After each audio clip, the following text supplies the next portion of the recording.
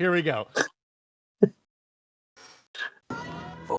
Four little, three little, two little Indians. One little Indian boy.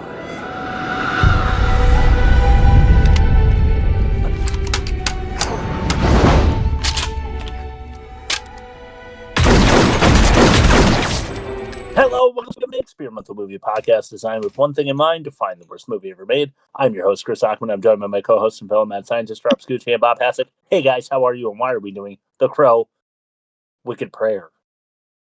Because Chris has a vendetta against The Crow, and he had to find the one movie that was definitive proof that the franchise is fucking doomed.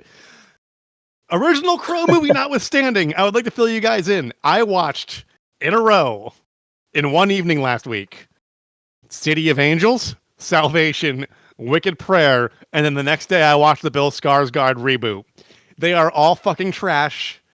This is the worst one. Fun fact, Wicked Prayer came out 2 weeks before Batman Begins. So that's what was the competition that this movie had.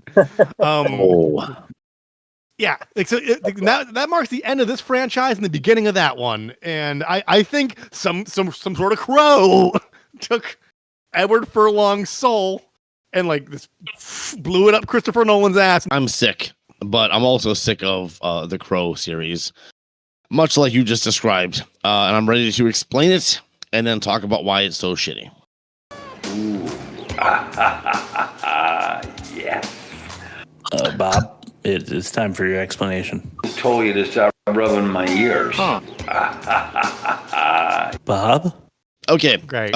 My first part is where Rob types in an alliteration as I speak it. Here we go. Okay. Convict coerces convicts to carve, kill, and clobber, creating chaos in the community, while the cursed comeback crow causes counterstrike, calamity, and crushes killer cunty cretins. Convict coerces convicts to carve, kill, and clobber, creating chaos in the community, while the cursed comeback crow causes counterstrike, calamity, and crushes killer cunty cretins. Okay, so, Jimmy, played poorly by the pathetic Edward Furlong, is in love with Lily, the daughter of a police chief and the sister of a police officer, all Native American.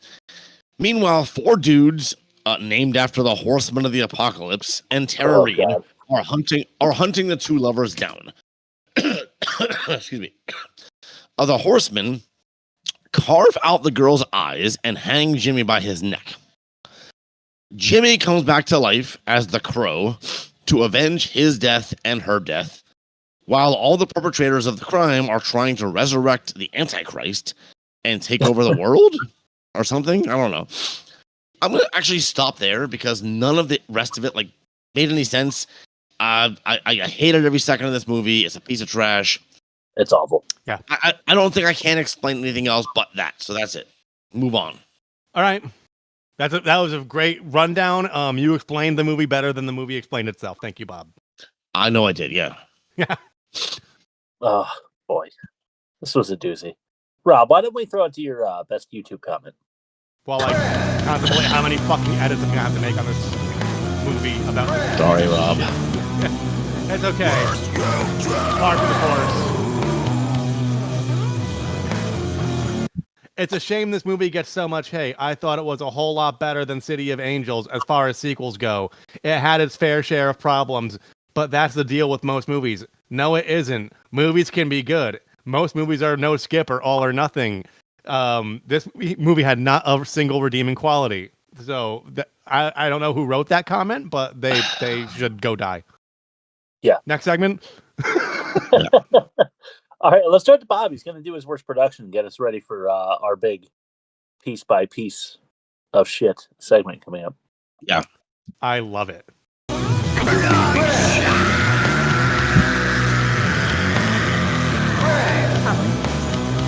I know. So just as a precursor, way back in the year 2000, DMX, the rapper, had been in discussions with a producer about a 4th Crow film, and he wanted it to be a rapper who chooses to leave music scene for the love of a woman and is killed during a drive-by, and then resurrected by the Crow to take revenge on the gang responsible for his death. And it never came to be. That's a way better movie, in my opinion, than this ended up being. So, fast forward to 2003, Edward Furlong was just cast as the lead in the new Crow Wicked Prayer. And they hadn't even have a script or a director yet. So they got a director, they got a producer, and the director was a fan of the original. And he had to have a film ready in 6 months. So he didn't do that. It took 3 years. Oh, I'm sorry. The tagline, best/worst intentions. That's the tagline. Okay. Best/worst intentions. So it took him, he was supposed to have the film ready in 6 months. It took him 3 fucking years. And by the way, this film only had a theatrical release of 1 week. It was only in the theaters for 1 week, and only in Seattle, and then it was straight to DVD. So Batman Begins was alone in the theaters without this. Just to say that. So, the director's approach to this movie, he actually said, this is like, I'm going to say as a paraphrase quote. He wanted to make a movie more about the process of revenge, with a circular course that hatred can take on the path to revenge. So he didn't want Jimmy to just be an innocent guy. He wanted Jimmy to have, to be a convict. And he wanted everyone to have like some kind of a backstory of wronging someone. And so, and he was inspired by the Columbine shootings and 9/11. I'm not making this up. And he didn't think of this he didn't think of this as a highbrow thing. He just wanted to refer to the concept that hatred begets hatred, and he felt that the previous Crow movies were very clear cut about good and evil, and he wanted to have like something more off center, where like everyone was a little bit evil, everyone was a little bit good, and I think that fucked up the story. You can't have every character ambiguous and come out with a good movie, because movies have to have a protagonist, antagonist, conflict, fucking resolution. That's a good action movie. You know what? That's the fucking formula. And that was his intention. He was like, this is what I think is going to be good. I was inspired by Columbine. And it fucking came out like this. And if you watch this, you know it's shit. It's awful. Anyway. So, with Columbine, what part of Columbine included a jive talking Dennis Hopper?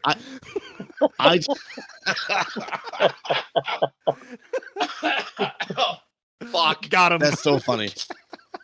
God damn it. Okay, let's move on, please. Well, if you've seen this, you know how funny that is. We lost you. It wasn't even jive talking. Yeah. It was uncomfortable, Dennis Hopper. That was more uncomfortable than anything Dennis Hopper has done. And he's done some shit. He wasn't he in Super Mario Brothers? I was going to ask that very question. It will come up in my outline as we detail the movie in our new segment, the one that we just premiered last week. This we're calling Piece by Piece of Shit. Speaking about shitty pieces, I just want to remind everybody that today's episode of The Worst Movie Ever Made is brought to you by Edward Furlong's Gaping Tube, the only product guaranteed to deliver the same level of horror as casting John Connor as the Crow. Forget vengeance, this tube specializes in disappointment. Engineered with Tara Reid's spellbook, Dennis Hopper's loose change, and Danny Trejo's contractually obligated scowl, Gaping Tube is perfect for when you want your resurrection story to feel more like a community theater audition. It's not mystical, it's not magical, it's just wide open and kind of sad. So grab your eyeliner, light a candle, and remember, bend over, buddy. It's tubing time. Oh, Christ. So funny. I do like tubing. But when it comes to like being on the side of a mountain and doing it in the snow, that kind of tubing. Yes. Tubing time it is. Thank you so much to Edward Furlong's Gaping Tube for your support. We really appreciate it. So are we going to throw it to a bumper for this piece by piece of shit, or what are we doing here? We just announced this off air about 10 minutes ago, so we will have a bumper for it. Oh, I'm so sorry, Rob. Next season. I thought that you were. I thought you were crazy for trying to squeeze one in, but you're not crazy. No. But the text I sent you when it was like, I'll give you a bumper. It was just like trying to be being flippant. Oh, okay. I wasn't actually. Oh, good. No, see, my wife gets really, really mad at me. I'm glad we're all on the same page. Yeah. I took it literally. So anyway, my bad. That's partially my fault. Let's get into the movie then. So the movie opens and we're at the Raven Aztec Reservation that's been polluted by industry. Yes. And the men who work in the factories and the natives, which all seem to be like Mexican guys and not Indian guys to me, they're in a political and sometimes physical battle. The natives want a casino and the industry men want more pollution, I guess. I don't really know.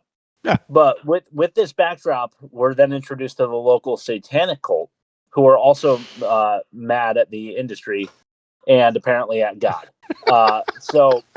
Well, just to summarize that, Chris.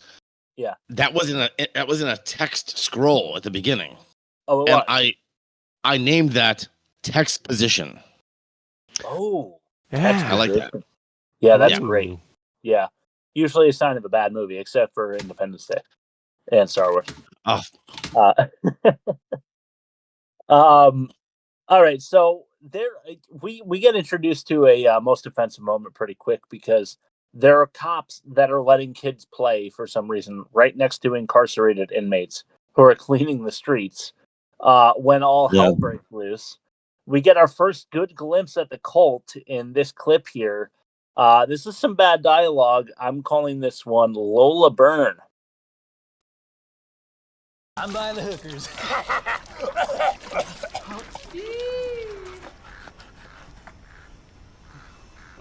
Cuidado, Holmes. Your local satanic cult is back in black. 4 horsemen right again.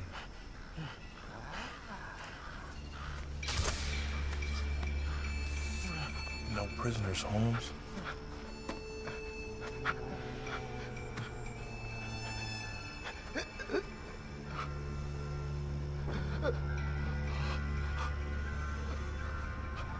Just kidding.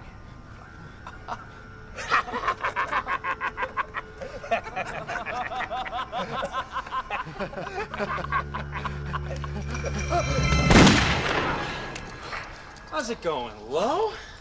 Better now that I'm with you. Will you marry me, Lola Byrne? Till death do us part.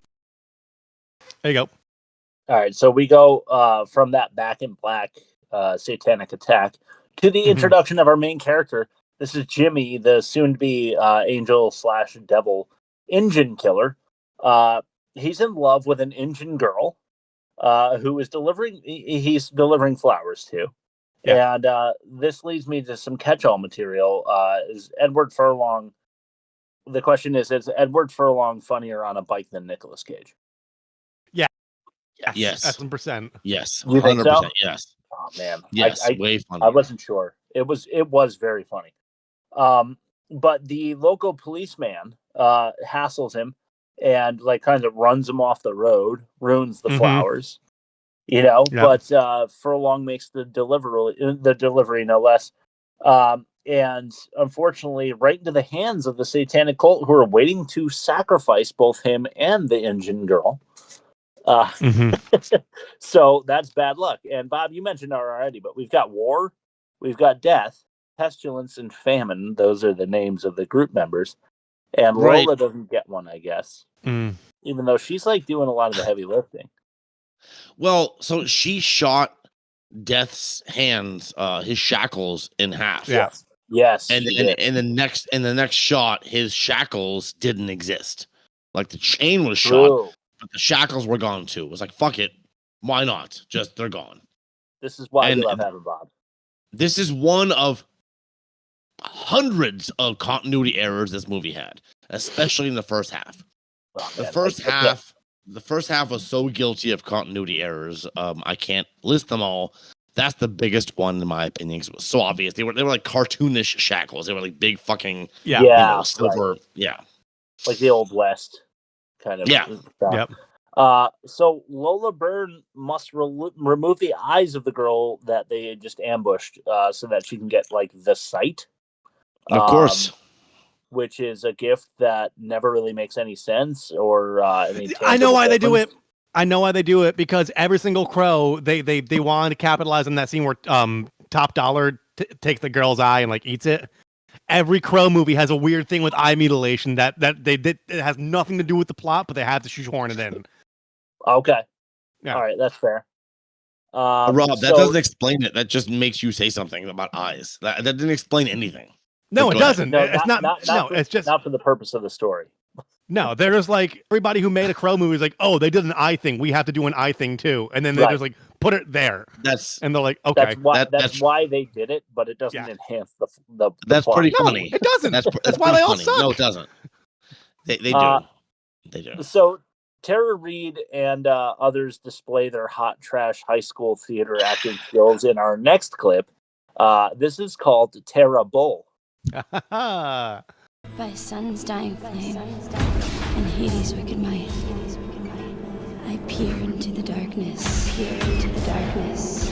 take hold, to take light.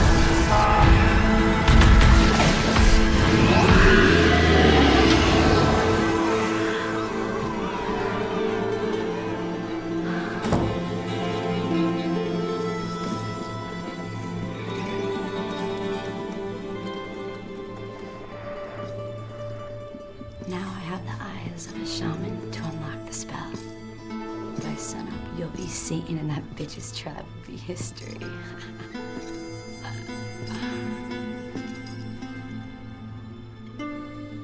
Such a shame.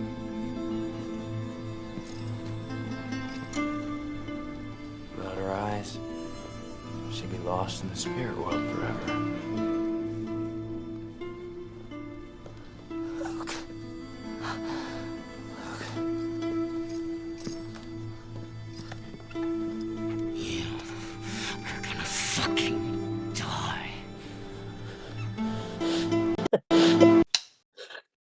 Yeah, so had to add Furlong in there at the end. The clip was a little long, but when he's like, "You are gonna fucking die," it's like just so poorly acted.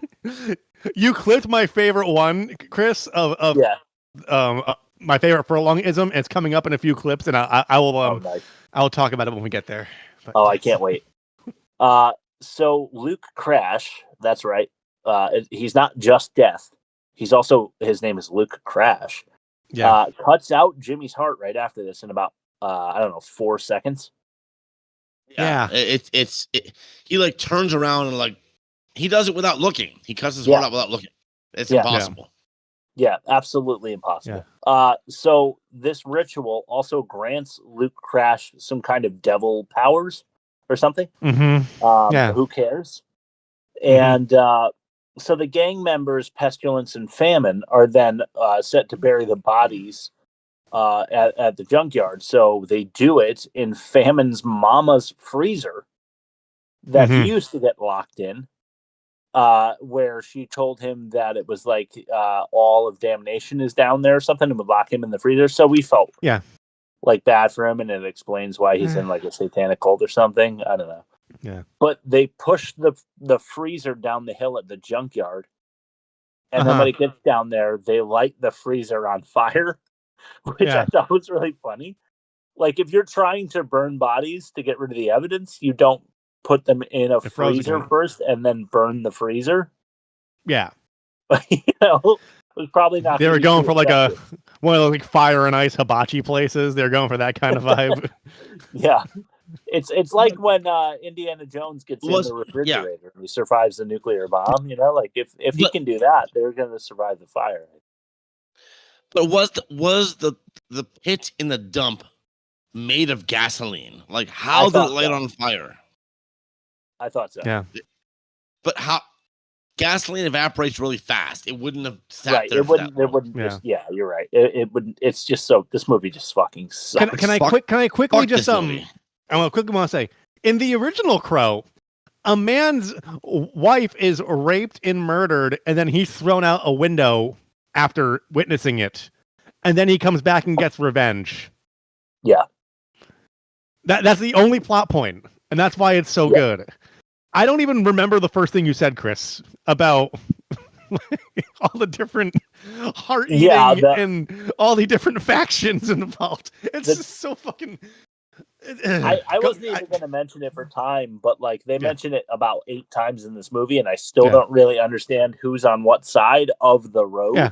But they're like, "Oh, you can't go on that side of the road," and they never really made it clear who's on what side and why.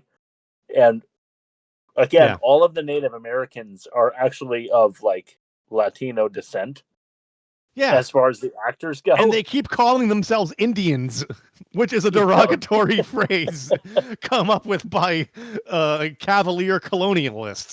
I really went through, I don't know about you guys, but the whole, like throughout the entire movie, I felt like they were trying to sell us on Native Americans, but delivering us like a Mexican cast. And I thought the Mexican cast was going to be Mexican ultimately, but then they do some dance or something at the, which we'll get to. I'm going to leave it right there. I'm going to leave it there because I know I have material on it. We'll get there. All right. So back at the gang's hideout after the gasoline freezer fire, we're treated to this delicious spread of things that I want to show you in our next clip. This is a worst dialogue clip, to be sure. This one's called Peyote Mix. Oh, yeah. Eat up. Partake in the deviled ham, eat of the deviled eggs, and for dessert, feast on devil's food cake. Au flambeau. It's all been dusted with Lola's magical peyote mix. Like, why go so cutesy when you're trying to be the personification of evil? Like, ooh, devil's food cake, deviled eggs. That's the thing. Have you guys seen Better Off Dead with John Cusack back in the 80s? Yeah, that's one of the ski movies, right? Yeah. Yeah, his mom was like, they had a French exchange student over the house. And they're like, we have French fries, French dressing, and French toast. It's the exact same beat as this. It's the same beats, and that was a comedy, and this is fucking serious. And it's that wasn't my catch-all. Like I had to say that. Well, I'm glad that we brought it up then. That's fucking hilarious. So Jimmy now he wakes up out of the freezer because his body's still intact because they didn't burn it very well, as the Crow in the junkyard because why does the Crow choose him? I don't know. Because they couldn't get Jamie Kennedy. That's true. Yeah. But guys, Jimmy takes revenge immediately on his trailer as he puts on makeup. Yeah. Why is the first thing he needs revenge on his motorhome? And the makeup makes no fucking... In the first one, he was a goth. So he was just like doing like the goth thing to be spooky. Like, yeah. And none of the other ones are they like that. It's just trying to... Go ahead. I don't know. I still don't understand why he lit his trailer on fire. So Luke sends Pestilence. This is Luke Crash, Death, the leader of the cult. He sends Pestilence to the bar to score some dope. And then the team goes to crash a wedding, seemingly for no other reason than mass murder for Satan. Yeah. Right. Jimmy the Crow takes on Pestilence at the bar, where we're forced to watch this scene here with top line acting. This one we're calling 2 lifetimes. I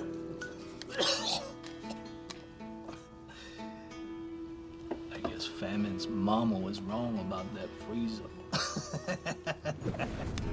Who's fucking Luke? He owes me 2 lifetimes and a set of perfect blue eyes.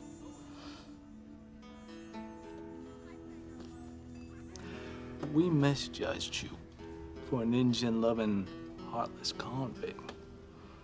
You sure got a lot of life in you. But I gotta ain't life. Okay. All right. So then they brawl, and Jimmy wins, and he beats up the bartender because the bartender shot him with a shotgun because all bartenders have shotguns. He does beat up the bartender, which is really out of character. Like, he probably should have just like pushed him aside gently. Like, he should have like done something kind of like Vulcan grip. Like, hey, just chill out, dude. You're not part of this fight. But no, he fucking hit him. He fucking hit him. Yeah. He took a glass and smashed it into the bartender's face. Like, that dude is like at least disfigured forever. He could have killed him. He probably did. Did you guys catch the moment where Pestilence was talking? He like gets punched and then falls to the ground, and then he's like, "Oh, man did that to a butterfly," and then a butterfly was a man. And I was like, I almost clipped it, but I literally could not understand what he was saying, so I didn't want to clip it because I couldn't explain what he was even trying to say. I mean, Pestilence had some moments in this movie. So when they cut the girl's eyes out, okay, every gang member, except for of course, Death, they winced. They were like, "Ew, this is gross." Yeah. They didn't like it, but Pestilence was like, "Well, whatever. Well, I don't give a shit." And then in the next scene, when they're all at that place and he's serving deviled ham and deviled eggs, he's eating some goddamn shit out of his hat. What the fuck was that? Right. And then they talked about him having a drinking issue, like he's been drinking a lot. And then that's what he's doing at the bar. He's drinking a lot, and then he, fucking gets killed. So I feel like there's some message there that they didn't say explicitly. I don't know. Well, what is pestilence by definition? Rob? I'm pulling it up is right it now. the decay of society due to the ravage of war? Pestilence refers to a devastating epidemic disease such as a plague or anything destructive and harmful. It's also prominently known as one of the 4 horsemen of the apocalypse, symbolizing the apocalypse disease. Okay, in the Book of So that's what I was leading into. He was supposed to be symbolic then, because the factories, the industry poisoned him, right? Like Luke Crash, the leader, was saying about how he has some like poison in his body that's eating him away, and that's why he doesn't give a fuck, and that's why he drinks a lot, and that's like he smokes a lot, and because he's dying anyway, so he might as well, because he's pestilence. But then you get like Tito Ortiz, the MMA fighter who's jacked to the gills, is famine. Yep. Why? Yeah. Why is he There's famine? literally Exactly. no reason. Like it ironic like, indignation. Why do Italian at all? Yeah, that like his big move is to strap on pads with a baseball bat and like beat people to death. Like that's not famine. That's not famine. Yeah, it doesn't make any sense. No, that's war. That's war. That's the other guy who has the guns. Right. He made more sense. Barely. Yeah, agreed. So pestilence makes a little sense. And then death, why? I don't know. He doesn't make sense either. Anyway, we're going a little long. He did almost nothing. Yeah. So crow powers make you an expert in martial arts. Just want to throw that out there. Also, I find it offensive, just mid pod here, that Edward Furlong is the crow. We kind of said it already, but I'm just offended. I know. I think I described him to you in a text, Chris, as John Connor cosplaying as Harry Potter, cosplaying as Robert Smith. Which is fucking dope. Yeah. But, okay, so the crow is on some random ass road, right? And he's interrupting the hearse that's carrying his dead girlfriend. And he goes to bury her, like after he steals the hearse. And then he contemplates his new existence because he doesn't really know what he is. So check this out. This is a worst acting clip. I don't know if this is your favorite, Rob. I'm not sure. This one's a monster. It is. Oh, it okay. is. All right. Some kind of monster. Here we go. What have you done? You made me a fucking monster.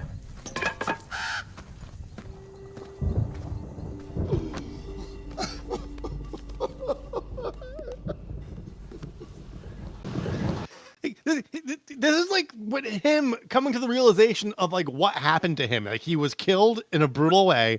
He was resurrected. Yeah. He has these like necromancer powers. He's like, you turned me into a fucking monster. Like that's like his emotional climax before like the film's like before like the film ramps up and climaxes on its own.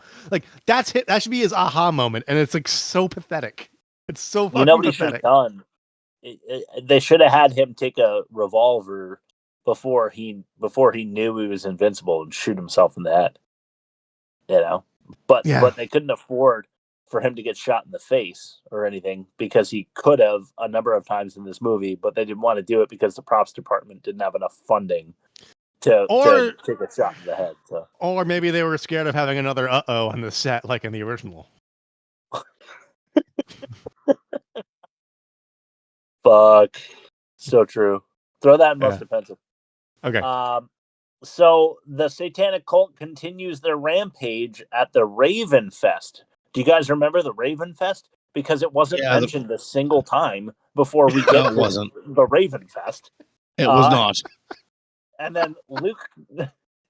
So I guess it's the people who want to continue the industry side are throwing a party. And Luke Crash explains to his gangmates why this is exciting, for them to like take all these guys out. And this is a new take on movie dialogue. Very exciting stuff for us. Let's throw it to the worst dialogue moment. This is Last War. The worst movie ever made presents the worst dialogue, Daddy. It's not number one. Oh. It's just the worst dialogue moment. That's my fault. You said the worst dialogue moment. Okay. I don't have a clip called The War. The next one I have is Angel or Devil. Fuck. Okay, so then maybe I skipped it and didn't send it. So anyway, we're still working out the kinks, guys. Ultimately, you will be better served by this format, I think. So Luke is like, says to War, you're going to let these people live because War doesn't want to kill them all. He's like, you're going to let them live when they dug too deeply and too greedily and let go the shadow and flame from underground. More Goths, Balrogs. Just kidding. Anyway, he's like, they dug too deep, and then the water like killed your whole family. So do they deserve to live? Yeah. And War is like, no, I guess not. And then they kill everyone in the party. And the dialogue is very derivative and shitty. And I hated it. And that's what happened in that clip that I didn't send you. And I'm sorry, Rob. And I'm sorry, Bob. And I love you both. We're transported then back to the wedding scene, which was also a slaughter, where Jimmy Crow is hours late to catch the cult. The wife of the wedding officiant is still huddled over his body because there's no hospital within a state. And the only cop in town is busy running down cyclists. So here is maybe the worst acted scene I've seen since Tommy Wiseau. This is the number one worst acted moment in the movie, Angel or Devil. Can't wait. So I can play the clip. I can play the bumper. Yeah, totally. Yeah. Let's do it. Oh, now it's time for the worst.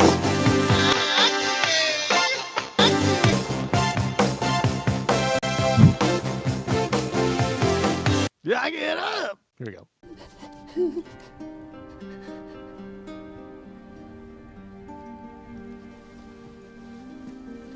I'm not gonna hurt you. Are you an angel? Are you another devil? I don't know. Maybe both. Come on, I gotta get you out of here. I can't go out there. I just want to die. I want to die. But we can't. Not tonight.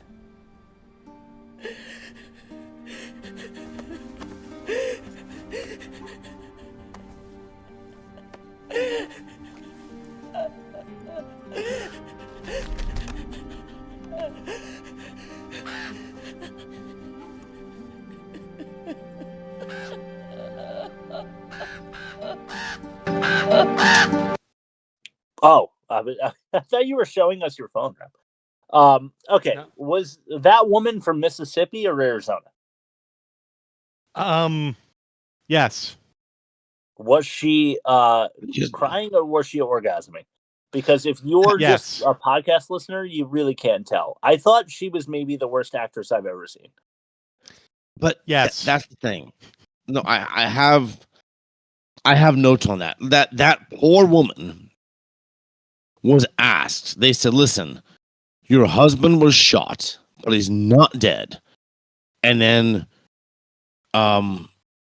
he is dead, but he's not dead. And this guy killed your son, but it was because your son was a rapist, and that's okay now because you had.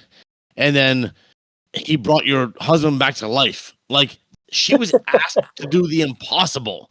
She was like, they were like, these are all the emotions you're gonna feel. Yeah. Fucking do it now in this scene. And she had to do that. So I feel bad for her because she was cast and they said, go through all these fucking impossible emotions at the same time and go. Honestly, though, action. I get where you're coming from, but if I locked my wife in our bedroom for 3 days with nothing but alcohol and like Fruit Loops, and then let her go and told her that she can only escape if she acted the scene with those parameters, she would have done a better job. Alcohol and Fruit Loops. Can we manufacture a shirt that says alcohol and Fruit Loops? I wanna wear that shirt. So to your point, though, Bob, it turns out the pastor and his wife, the pastor who is like dead but not dead, on the ground right there, were the parents of the kid that Jimmy killed, as you said. And we know that because they're prominently displaying the news article about the manslaughter at the wedding. I know. Which is, that's funny on its own. I get it. It's literally. I'm not defending that. I'm not defending that. They got to that scene. Why? Because they got to that scene and they realized they forgot to fold the exposition in. They didn't have enough money for more film, so they had to do a tight shot of that so that you could just finally get the context like jammed into your fucking skull. Right. In the original Crow movie, his wife was raped and murdered, and he was thrown out a window. And then he comes back and kills the guys that did it. Yes. And it turned into this. Yeah. Not convoluted. It's not direct. It's not streamlined. I get it. Yeah, it's fucked up. Brandon Lee was killed when they had like 25% of the movie left to film, and it's an infinitely better film. When they had a stunt double running around using 1993 CGI to fucking superimpose his face over a stunt double, and it's 1,000 times better than this piece of shit. It is 1,000 times better. Yeah. But that brings us to a most offensive moment. And that is in broad daylight, wedding rape in front of other people. Yeah. The guy who Jimmy kills by punching him to death in the face was raping someone in front of other people in the middle of the day at a wedding. Yeah. That's whoever was doing the raping, they're living out some weird bucket list fantasy by the likes of which we've never seen. Yeah. Honestly, that is some crazy shit. So Jim Crow resurrects the pastor without thanks or forgiveness from White. I just picked up on. Are you saying Jim Crow like in reference to the racist thing, or is that just a coincidence? No. Let's not sidetrack anymore than we have to. Let's move on. All right. So Jim Crow now catches up to the cult at the Raven Fest, and here's the first of many final showdowns in the worst dialogue segment, The Crow.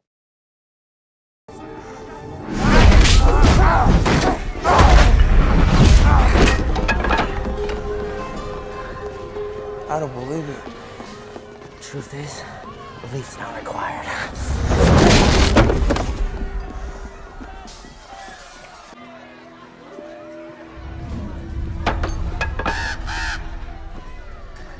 I know. He's the crow, like in the legend. God is finally paying attention. The crow. You know the local legend. Ooh, he's in the name of the movie. All right, I'm speeding along here. The cult kills everyone, including the cult. The cult kills everyone, including the crow that gives the crow his powers. Because there's a crow that gives the crow his powers. He's dead now, the crow. Most offensive moment. The mean cop is forced by Jim Crow to watch his own sister's eyes get scooped. Mm-hmm. And now he believes that Jim Crow fights with him, on his side, sort of. Yeah. I don't know. Did you know that Dennis Hopper is in this? Because Bob did mention it. Based on the following several clips that you have spelled out for me, yes, I have a hunch.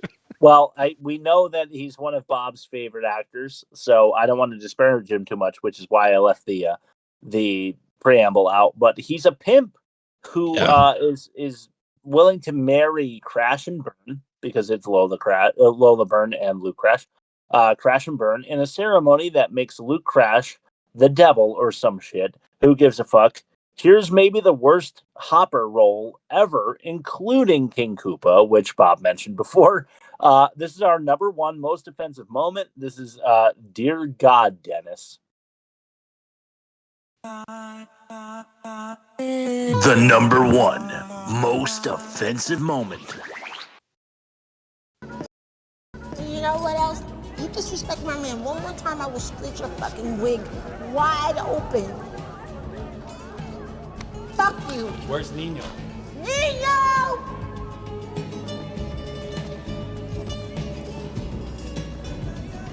Check it out. Crash and Burn. Ready to come back and do some more damage. You need not reapply, Shorty. I got standards. Good to see you, Nino. Take that coat. It's El Nino. Get it right, Cracker Jack. Some respect. I'm moving up in the world. Well, all right. If we're gonna do this thing, give me my book back. I stole it fair and square. Plus, you never had the eyes to use it. But now I do. And I ain't your shorty no more. Don't undercut me, Shorty. You stole the keys to Daddy's car. But you can't handle the horsepower. And what's it gonna be? Homie? You wanna be Satan or what? Oh? The book.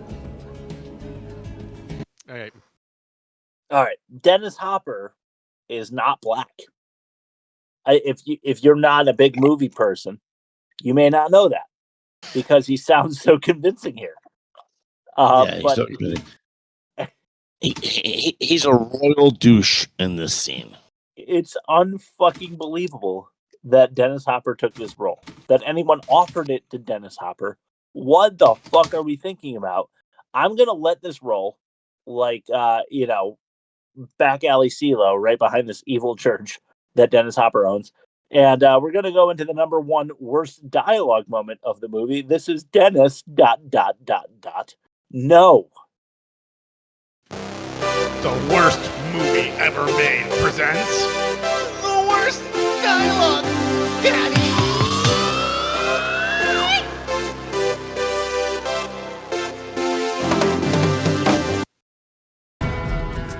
Oh, Satan. What's up, Holmes? This is Mac Daddy. El Nino calling you up, man. Quit your basking in the darkness and come on up here. Hit you a pitch. That was great. Yeah. The devil is Mac Daddy. He's El Nino. Hit your pitch. What the fuck are we talking about? Here's another worst dialogue moment. Hardcore banger. We're kicking our homie down. Our hardcore banger Luke G here.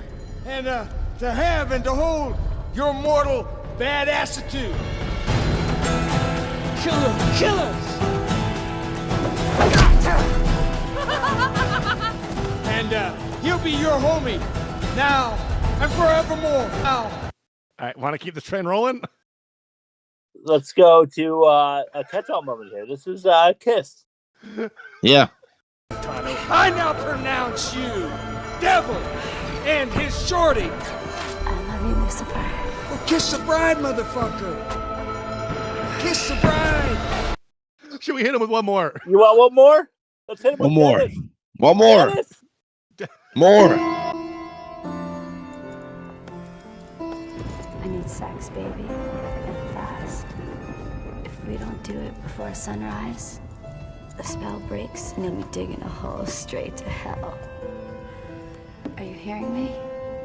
Unsacred ground is where these eyes get their power. It's all good, baby. I'm already way deep in that sacred burial ground of yours. Dig. Is it really you? Original gangster? Well, wicked ass props to you, Mr. OG. And thanks for representing all the homeboys. Oh, God, what the Okay. fuck is happening? There it What is. the fuck Yes. is happening in this movie, dude? Okay, so There- as there it you is. just heard, Crash and Burn need to fuck at a burial site to complete the spell. Jim Yeah. Crow gives chase, but leaves the crow with Danny Trejo for emergency rain dance surgery. The devil and the crow fight until sunrise, but Luke never climaxed inside Tara Reid, so he loses his powers. And then Crow wins. What the fuck? But let's throw it to one more like offensive moment. I don't know. This is fart in my gas tank. Yeah.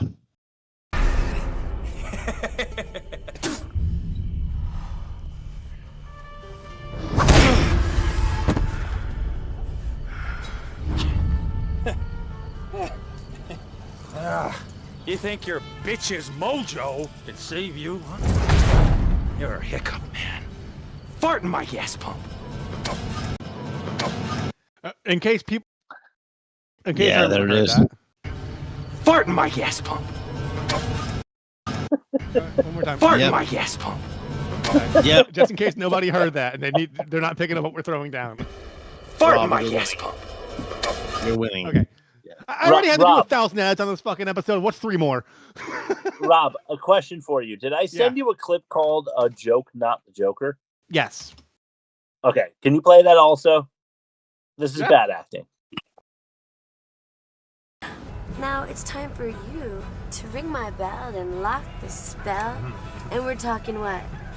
7 days, 7 nights until you have to go back? 7 days? You're thinking way too small, princess. You're in for a 7-year itch. You want everyone to scratch. You want to see the Middle East? It won't just be the Sahara Desert that's burning hot. Pick any city. Paris? Rio? Carnival. Beijing? We'll stroll in, set a little spark like your little fucking mine and casino, and just watch them all cut each other to fucking pieces. You see, the world's like an angry dog on a choke chain, you know? It lunges, snaps, and pulls. But the chain around its neck just gets tighter and tighter. You don't know that all it has to do to be free is let go.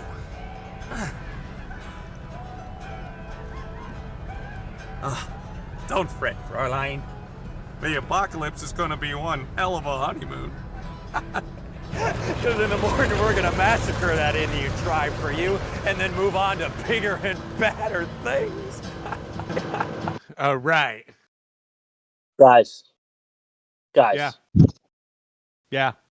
What the fuck is this movie? What is this guy doing? I've seen this guy in other shit, but you know when you like when you sense a theme going on in somebody's like subconscious and they don't know it, and like you can kind of guess what they're thinking. Yeah. He's like doing the Joker before the Dark Knight comes out. Yeah. It's like the strangest thing. He does it in like such a bad way. Did Heath Ledger steal from this? I don't think so. It's just like the worst possible version. He's a French. We're gonna go to Brazil. Carnival. Yeah. We're gonna go to Beijing. It's like,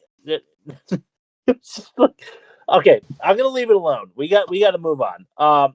So let's throw it to fact or no fact. Bob, why don't you take it away? We gotta get the shit in gear and go home because I need to sleep and I hate this movie and I hate you and I hate everything. Let's fucking do it. Yeah.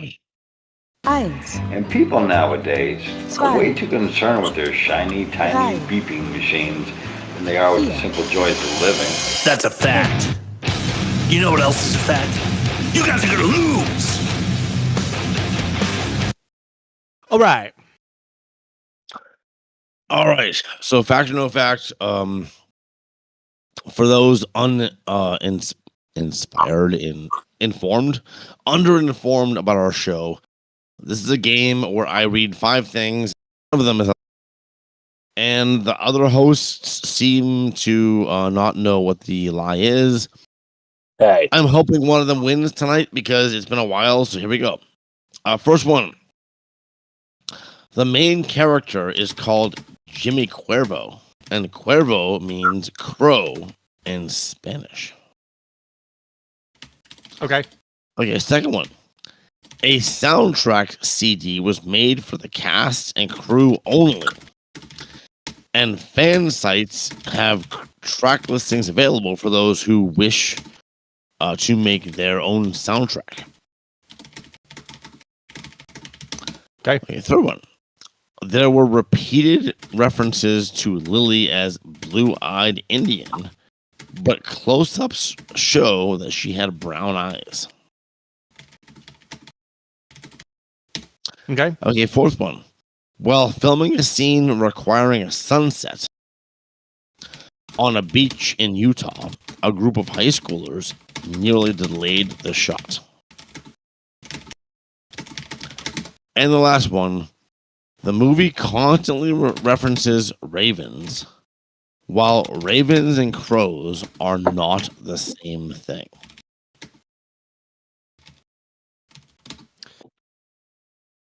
I know it does.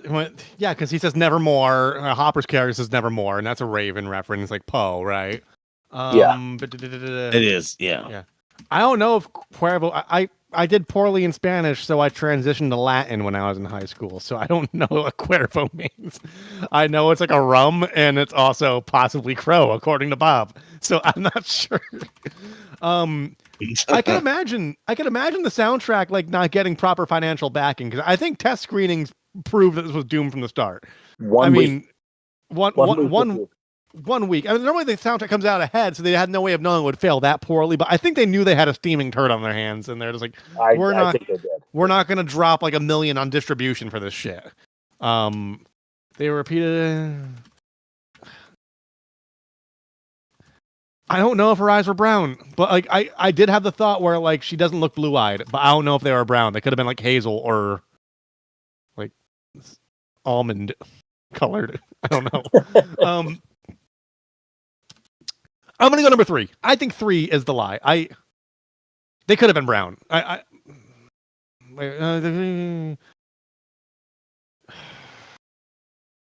gonna say it's a lie because I don't think they were brown. I think they were a different color, but they weren't blue. And I think that's what I'm looking for here. 3 is a lie. Mine is number 4, Sunset Beach, Utah high schoolers. I don't really know what that's about. I think that I heard him called Jimmy Cuervo. I think that there were constant references to ravens, and you took the Lily blue-eyed Indian, almond-eyed Indian thing away from me, and the CD cast only available for fans or whatever. I don't know what that's about. So I'm going to go with number 4.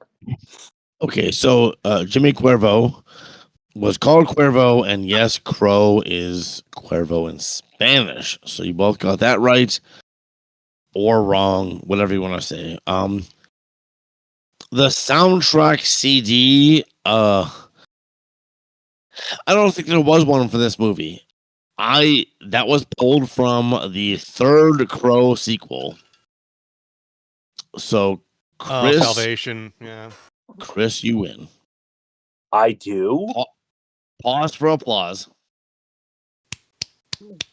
Okay, and then so the blue-eyed Indian, Rob. I'm sorry, she did have brown eyes. She was not blue-eyed. The whole Sunset on the Beach in Utah, a group of high schoolers, that was a different movie. That was another Crow sequel. It wasn't this one. And then the movie references the Ravens and Crows. Yeah, they did reference Ravens many times, and crows are different than ravens, and they fucked that up the whole time, like literally all the way to the end. So that wasn't weird. That wasn't weird. Chris, you win. Rob, you respectfully lose, and this movie was horrible, and I'm glad there's a positive result. Me too. To something of this movie. So yeah, let's move on, please. Let's just pour the let's adulation. Get past this fucking movie, like way past it, like just fucking push past it. Take your pictures of happiness and pour them into Chris's cup. All right, what we're watching, and this is what we're watching.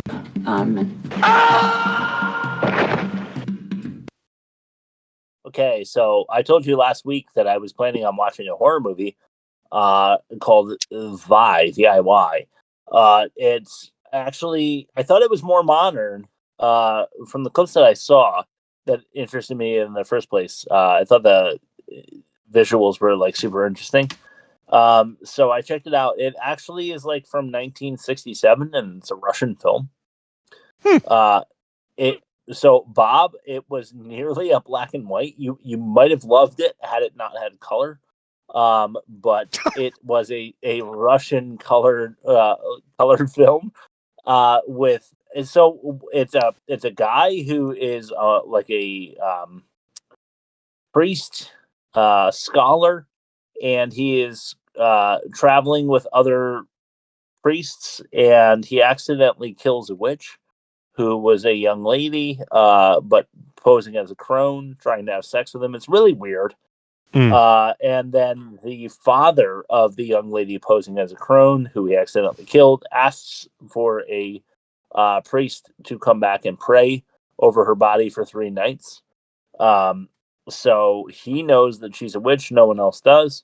And he has to go into this creepy church and pray over her body for 3 nights as she comes back from the dead, trying to kill him each of those nights. He has to use his faith and the powers in the holy book basically to defend himself. It wasn't a totally uninteresting watch, but I would not suggest it. Though there are some, for 67, there are some visually very interesting things going on. They did some special effects that were way beyond the times, and that's why I was interested in the first place. But there's not enough of it to make it a very entertaining movie. So I watched VIY on Tubi. It's available for free. If you want to watch something really fucking weird, check it out. Yeah, it's described as a Soviet Gothic dark fantasy folk horror. Yeah, and it was every bit of that.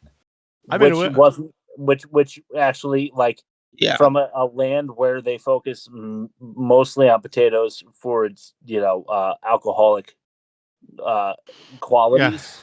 That sounds about right. The quality of movie you get is from potato farmers who are scared of death, and I watched it, and that's what I got. So anyway, Bob, I watched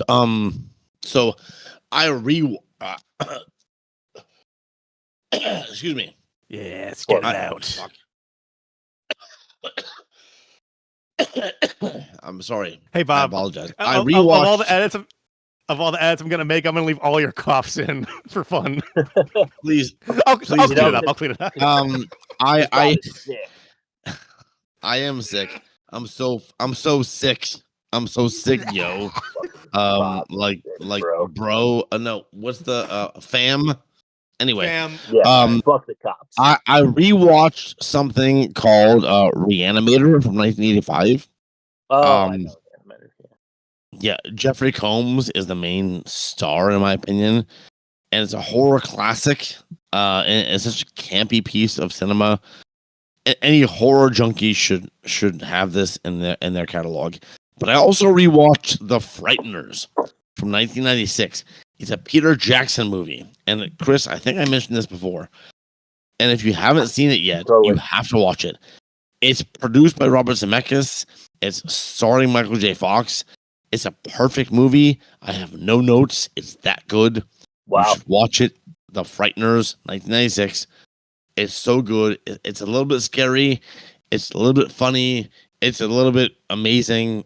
It's perfect. It's a perfect fucking movie. Cool. The Frighteners, 1996. And unfortunately, you see Michael J. Fox like suffering through his Parkinson's. I know the cover. I know the cover, but I haven't seen it. Like you can see it through the movie. You can see him suffering, and it's fucking sad. But God, it's so good. It's such a fucking good movie, and I think both of you, if you haven't seen it, you should watch it. No notes, perfect movie, 10 out of 10. I don't care what Letterboxd says. I don't care what anything else says. It's just perfect. Well, thank you to Michael J. Fox for giving us a performance while suffering.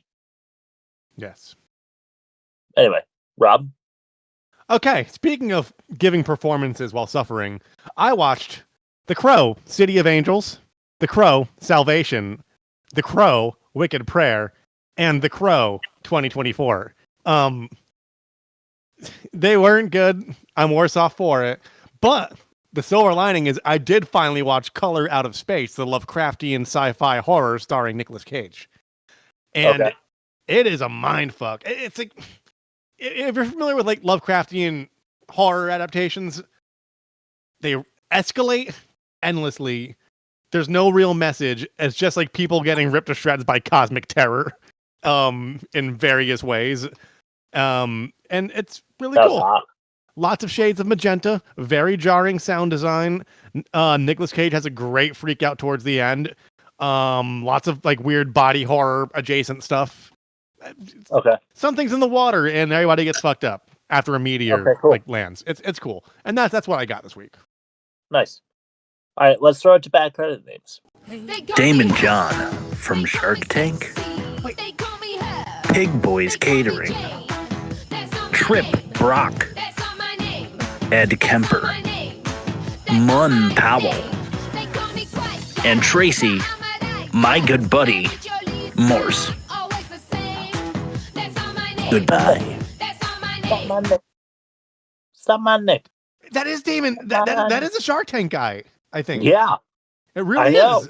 I didn't was know. shocked. Wow. Yeah. Huh. Me too. Wow. I was like, holy shit. I can't believe that. And he was the virgin. So he was making like serious FUBU money at that time, and that was he's like, I'll take this gig just because. Yeah, tried to break into the business, I guess. Oh, okay. Wrong movie to choose. All right, let's go with the offensive minigame. Sure. I heard that. Aw, I like cats. Cats like you too. We're almost there, Bob. Offensive mini game. All right. Cave Hub Climax, or Kids and the Incarcerated. Kids and the Incarcerated. Yeah, I agree. There's nothing wrong with K-Men fucking. That's what they did. They did do that. Yeah. They did do that, yeah. And thank God for that, because here we are. Yeah. Abhorrent Audio, or Jim Crow. Yeah, Jim Crow. Jim Crow. 100%. Do you think at any point during production or table reads, anyone's like, that's a guy, right? Jim Crow refers to a system of institutionalized racial segregation and discrimination that exists in the U.S., particularly in the South, from the 1800s until the mid-1960s. Go ahead. As I went through the movie, I began to realize that Jimmy the Crow, it's like, holy shit. I didn't realize until you said it like 9 times on the show, and I was like, oh, shit. I had to. Anyway, seeing Sister Slaughter or Rod's Rotten Cod. Sister Slaughter, I guess. Yeah, I think so too. Okay, it doesn't matter though, because it was already a huge winner. The Crow by far wins the most offensive. Okay. Okay, guys. For the movie comparison, are we throwing it through the bumper? Let's do that.